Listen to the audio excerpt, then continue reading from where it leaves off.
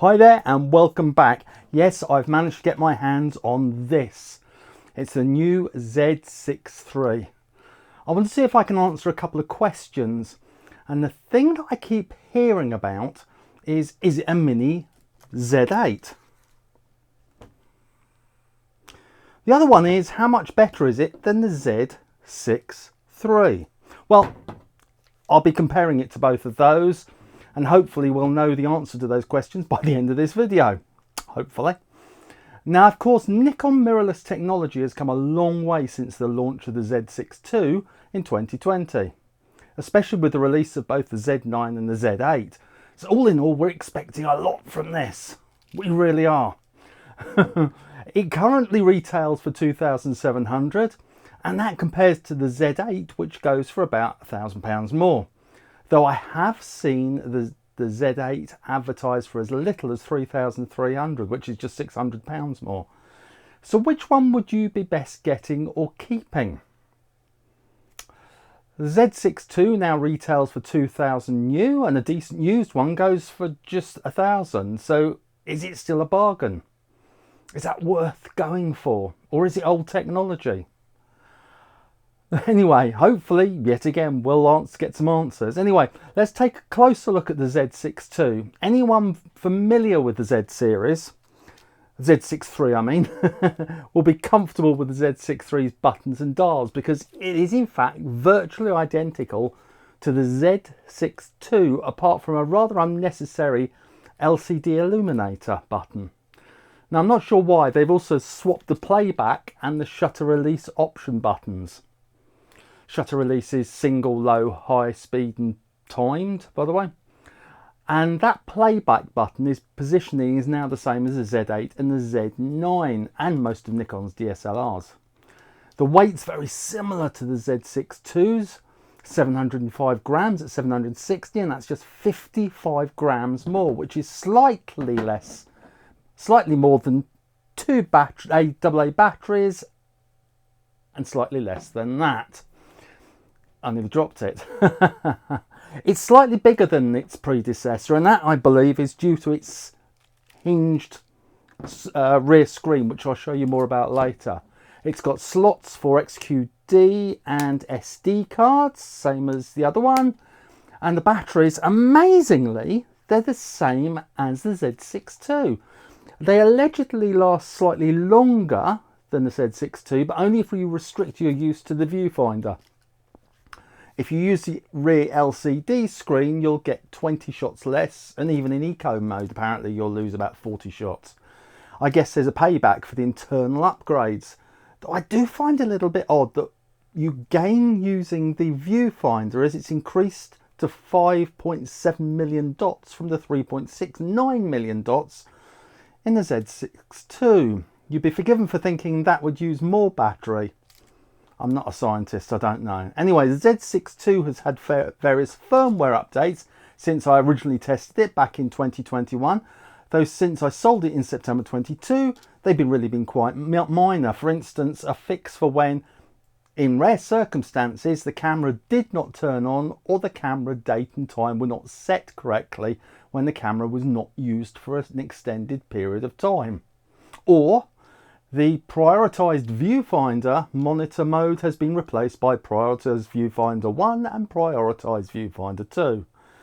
Anyway, nonetheless, I'm going to compare the Z6 II with its latest firmware, which is currently 1.62, to the new Z6iii, which is presumably 1. I haven't looked yet.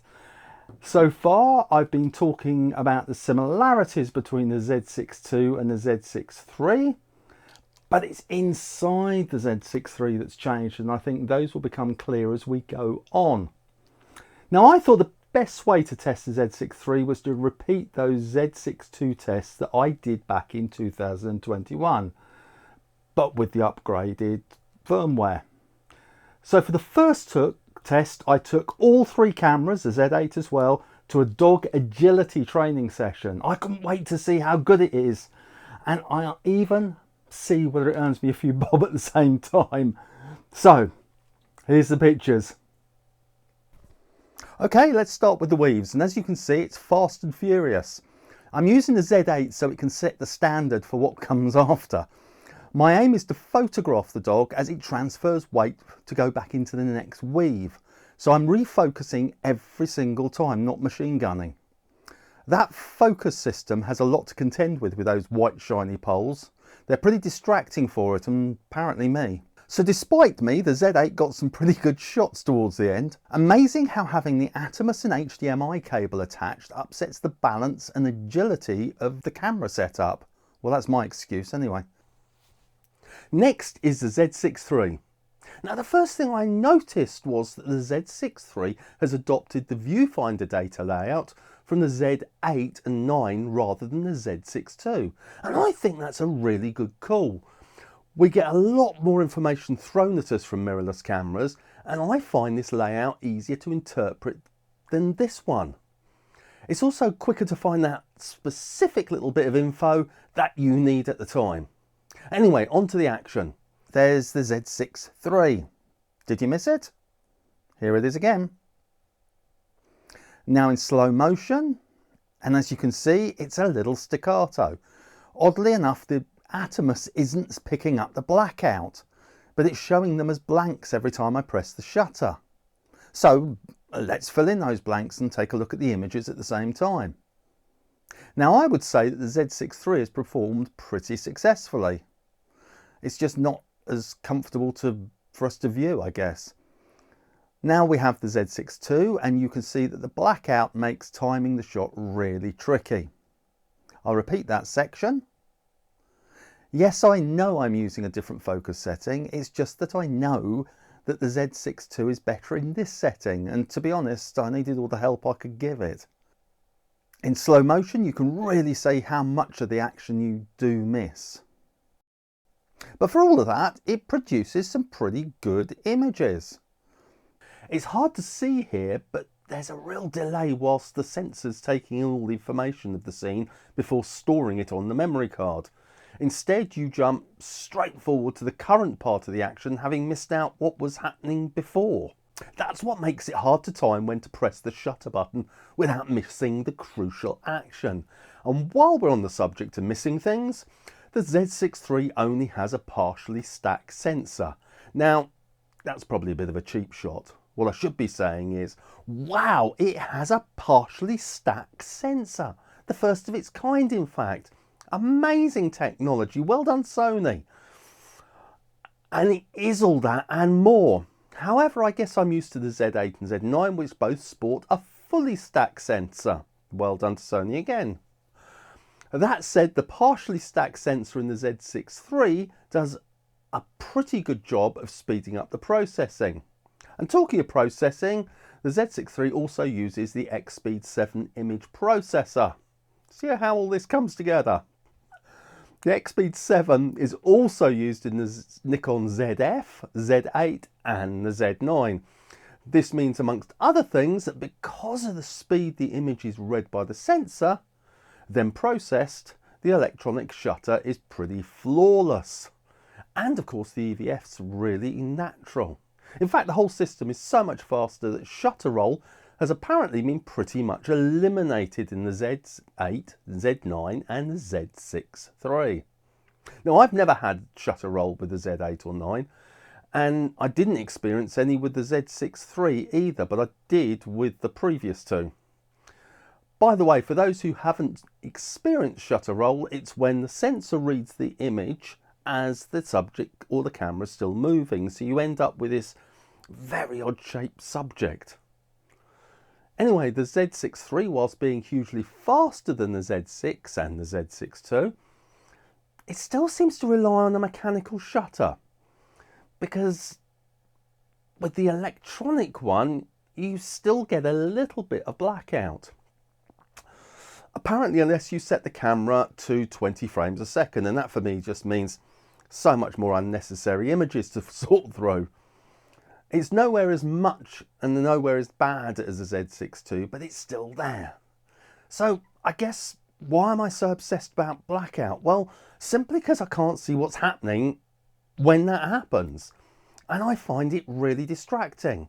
And when it's as bad as the Z6ii, and I'm trying to time when the dog's legs are in the right position or it's at that crucial power point. It's like someone keeps putting their hands over my eyes as I need to see the shot. For some unknown reason with SLRs and DSLRs, the brain kind of fills in the blanks, and I think it all happened a bit quicker anyway. With mirrorless, it seems quite intrusive. I'm not sure why. Maybe one of you can tell me. Anyway, rant over, let's finish with the dog weaves. By using the Z6iii with the same focus setting as I've just done with the Z6ii. I just want to make it a fair test. I'm all about equality, you see. Pretty impressive compared to the Z6ii, isn't it? The focus works just as well with that large box area. The images are sharp and it never missed a shot. Next, the dog walk. This is tricky for cameras because, as you can see, the dog's coming straight at the camera at real speed. Starting with the Z8 again, I'm going to slow the footage down so you can see how quickly the three cameras focus. The Z8 finds the eye almost immediately. The Z6iii is virtually the same. Now that's really quite impressive. The Z6ii doesn't seem to pick it up at all, but we'll see if it gets the shots in a minute. I tried to use the same tracking mode as the Z6iii, but that didn't seem to make any difference. But as I said, the proof will be in the photos that we'll have a look at in a sec. Firstly, the Z8 at f2.8. I only took a few shots because I could pick and choose when to press the shutter. I'm used to the camera. They look good, pretty much as I'd expected. The Z6iii next, and a lot more images to look at.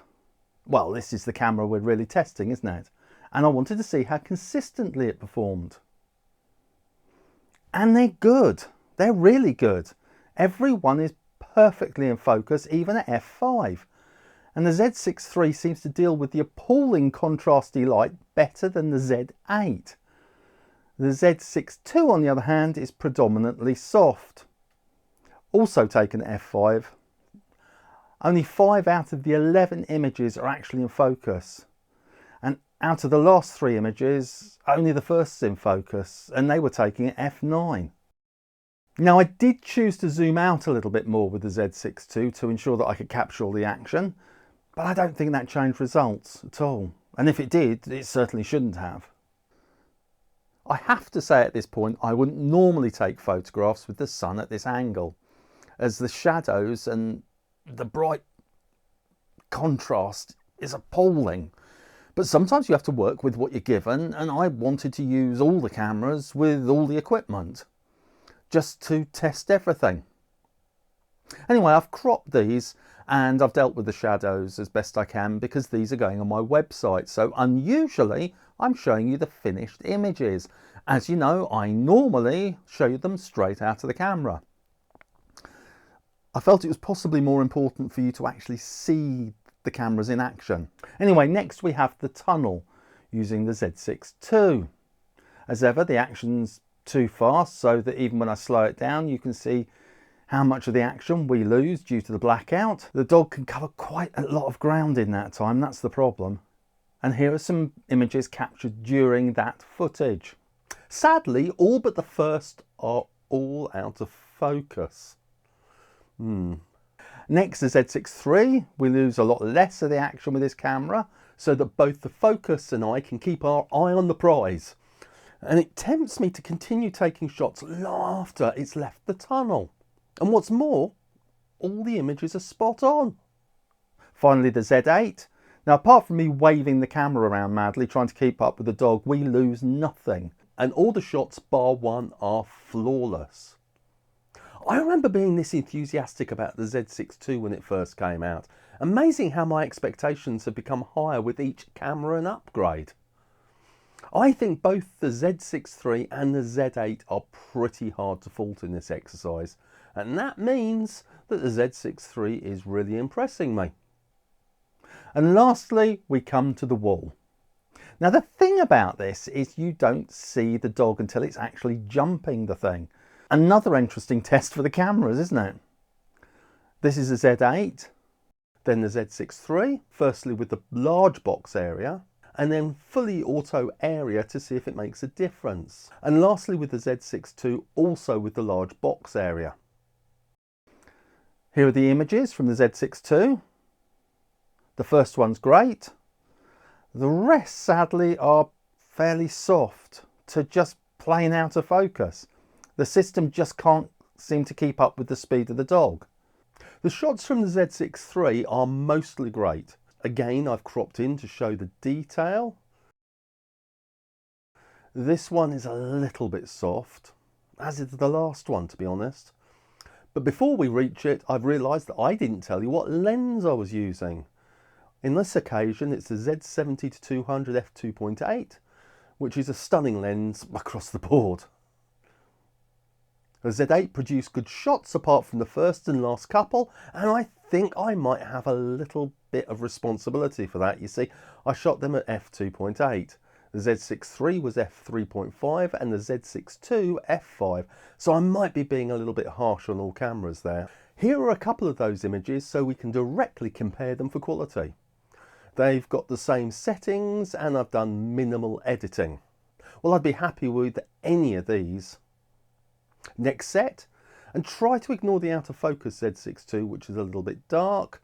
The Z6 III seems to be able to deal with the contrast far better than the Z8 in both of the images. The Z6 II is underexposed, the Z8 has a slight magenta cast, and the Z6 III is pretty flipping perfect. How annoying. The next set, and it's pretty much the same, the Z6 III definitely is the better colour palette, and it hasn't blown out the whites either. None of these images had exposure compensation dialed in, neither did the previous set. Interesting, huh? When I tested the Z6 II originally, I tested it at the Hawke Conservancy, so it seems logical to do the same with the Z6 III. Unfortunately, while I was setting up the equipment, I managed to break the lead that connects the Z6 II to the Atomus, so I'll have no through the lens, through the viewfinder footage from it, unfortunately. On the upside, as it hasn't really changed from straight out of the box video that I did way back in 2021, even if you take into account the firmware updates, I can use the video footage from that video with images from the current visit so we can compare them to the Z6 III, which I can connect to the Atomus. Anyway, one of my favourite methods for portraiture is setting the exposure for the bright whites on a subject against a dark background. I just love the effect and it's so simple to achieve. It's also quite a good way to test the quality of the cameras and to see how accurate they are on blacks and whites. And from what I've seen of the Z6 III so far, I wasn't surprised by the quality of these. There are also plenty of owls to compare a more subtle palette.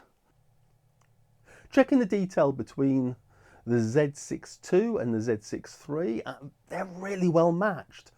When it comes to portraits, I really can't tell the difference between the two.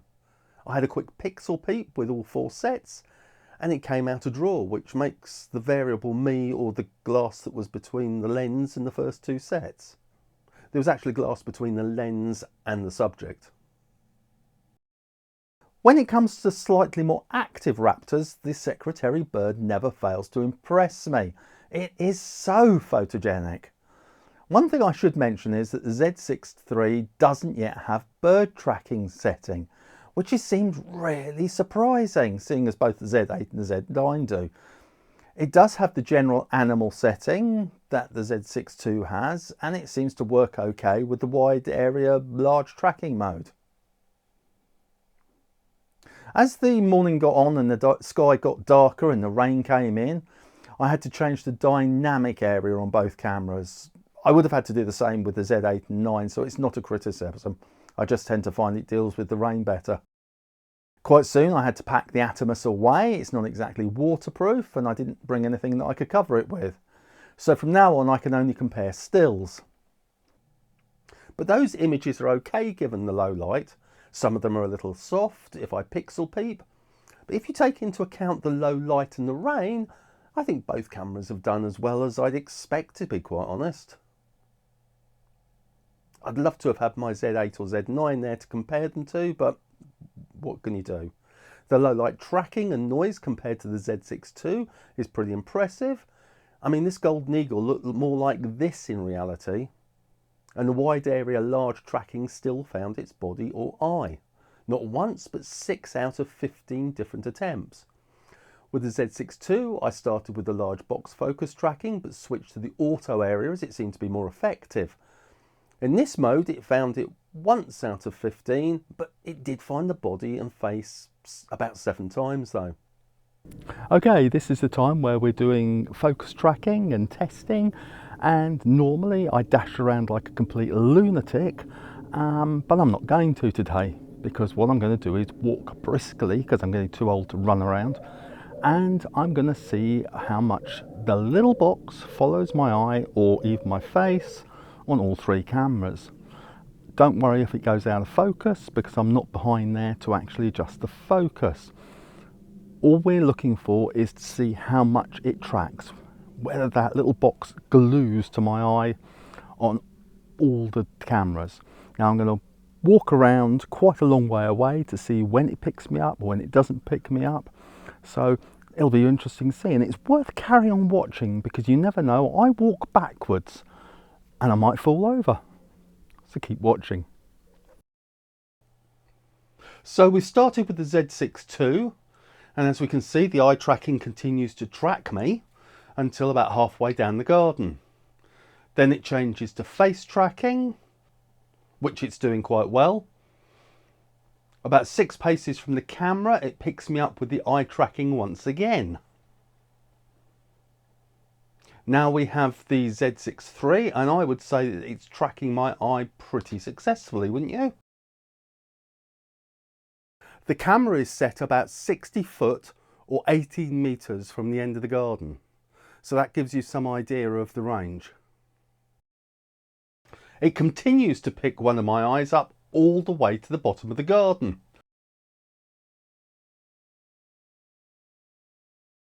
It also picks me up much quicker when I come back into the frame. Definitely a marked improvement from the Z6 II.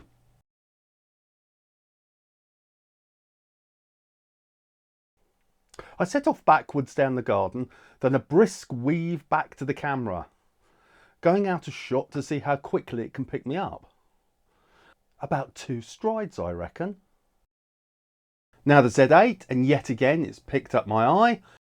By the way, you can tell that it's the eye tracking by the little arrow offering the option to choose the other eye. Whoops, nearly went backwards over the hedge. Yet again, I'm striding back up the garden. So how many strides to pick me up back into the frame, I wonder? I reckon that was 1. A little better than the Z6 III. I'm off again, perilously weaving backwards away from the camera. And that little box is glued to my eye, isn't it?